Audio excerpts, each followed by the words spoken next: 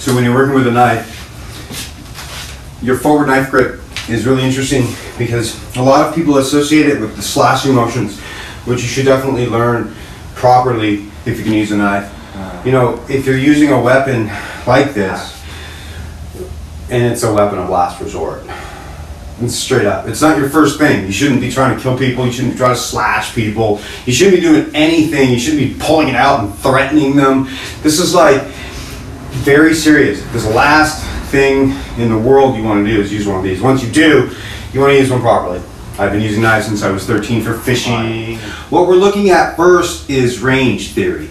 Knife fighters all forget that the forward knife grip comes from swordplay. Distance theory says if I can strike you before you can strike me from a point further away, I'm completely safe at all times. So again, since we've worked through some of the physics of what I'm talking about with this floor, you know for a fact now by watching this channel that when I start to move, my hand is not going to be able to touch this bag. I'm further away from the bag than would be possible given that I'm short. And for me to get inside to do damage to a human on any level is in fact going to be difficult. With the knife, the equalizer is, again, distance, but then understanding what you're doing and how you're using it. That's super important. So a lot of guys will talk about how they like to use reverse knife grip. I am a Praying Mantis practitioner, and I love reverse knife grip. When I get inside, it's one of the preferred things I like. So if you've seen any of the movements that we use, that pick to the arms is how we move in. Mantis attacks the limbs first. So you have that pick, and that would be to the weapon hand. Or if the guy didn't have weapons, it would be to the front hand, right into the forearm. So if a guy was coming in to stalk me in any way, the very first reverse grip I would use, if I couldn't determine a weapon, I would just simply stick that outside shoulder or hand and pull it. Pulling the blade out. So the very first thing that I would do is I would hit that.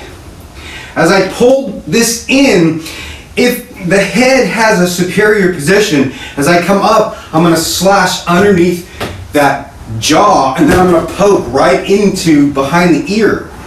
And then when the head from that ducks away from the blows and tries to pull me this way or push me this way, I will immediately strike into the spine.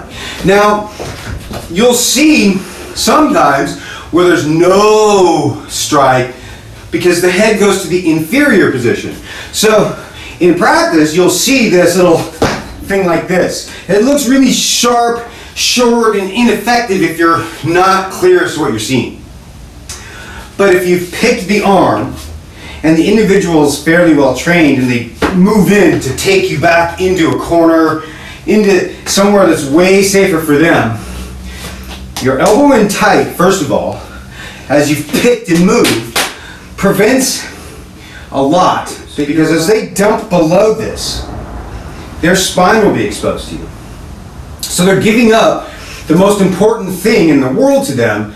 So when you pull up, and that's going into the spine, and if you've done this right, as the head dives, you've got the 3, the 4, and the 5.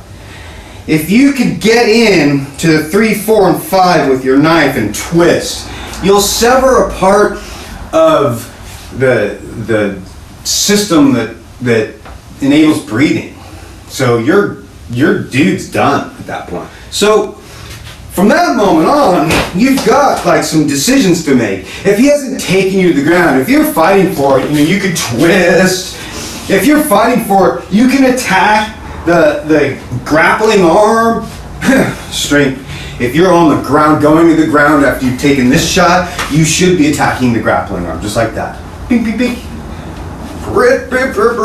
But you shouldn't be going to the ground, because you should understand that as they attack you, you're going to attack that arm and twist. And then you're just going to finish that whole thing. So as I move around though, I have to be mindful of my ability to move to that grip.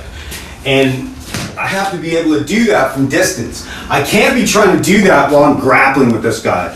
So when I do this first strike, it's just like any other jab in boxing, with one exception. I'm aiming for, with a particular part of my blade, the eyes. So I'm trying to hit right into the eye when I do these strikes, okay? So if you were coming at me and I'm determining distance from where I know I can hit from. Remember, I've now done this enough times that I can see where that exterior length of my blade is. I may not hit the target every time, which that would be a huge mistake. If you practice this enough, you can get good enough to do exactly what I'm doing slowly right now. So that's first. Understanding how to throw darts, in a sense, with a part of the blade that is designed, if you do it right, to slice or leave kind of a poking gash in what it hits, because it'll be fairly sharp, and if it's not, you're just not prepared. So the other thing that you see are the jabbing motions. So if a person closes after 1, the power is 2. I don't need it to come from the rear hand. In boxing, you have jab, jab, oh, there that is, bam, power. So in knife play, you have, oh, there that is. Do you understand? So jab, foot, oh.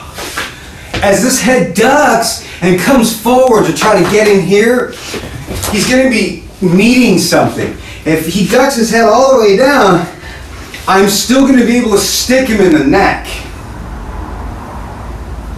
I'm still going to be able to stick him in the throat underneath as he comes in like this, because my blade can move in this direction. I'm not going in this direction.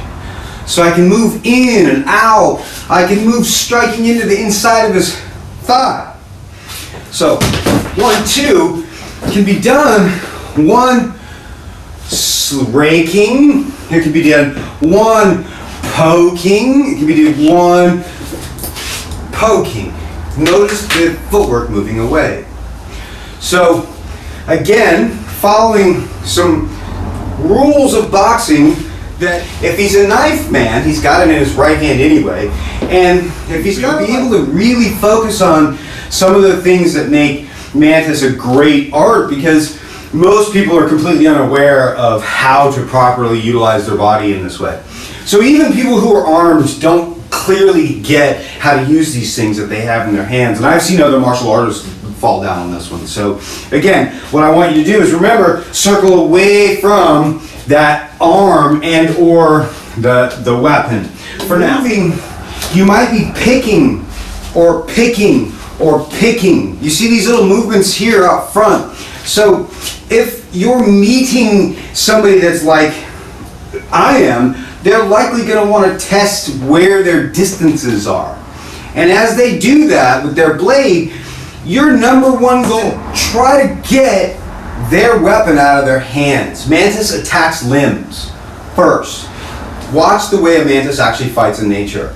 So that's where it comes from. So imagine then that instead of looking for a fatal strike, what I'm doing is I'm moving through, so when he attacks me,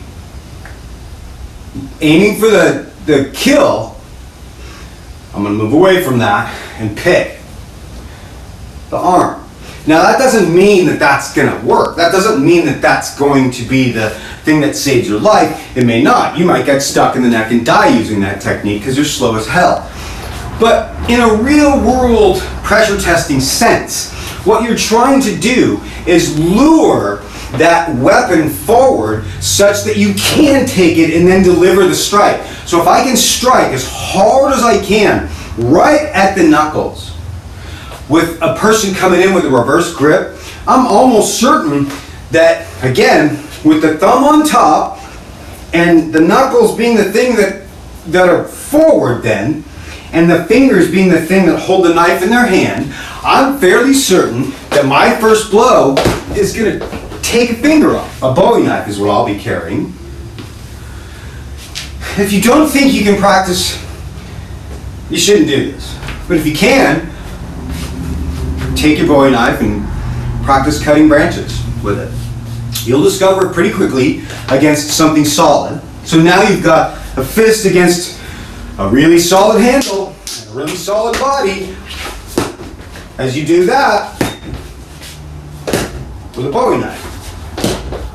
I'm predicting at least to the bump. I'm also predicting that that fucking weapon wants to fall out of your hands.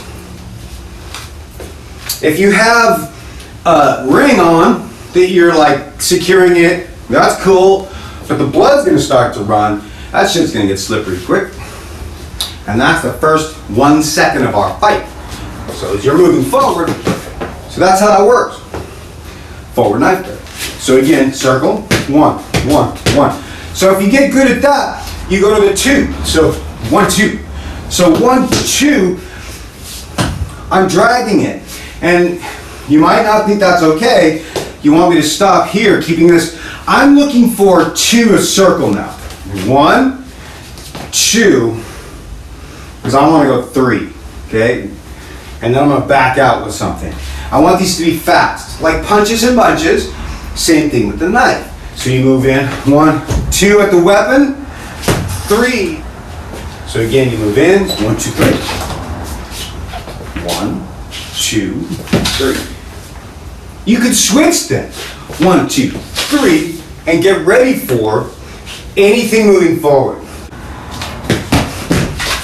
They're gonna run right on into what they didn't see, which is you switching that, because they will hyper-focus. Maybe not. Maybe so. Thank you for watching Bill Don't Talk.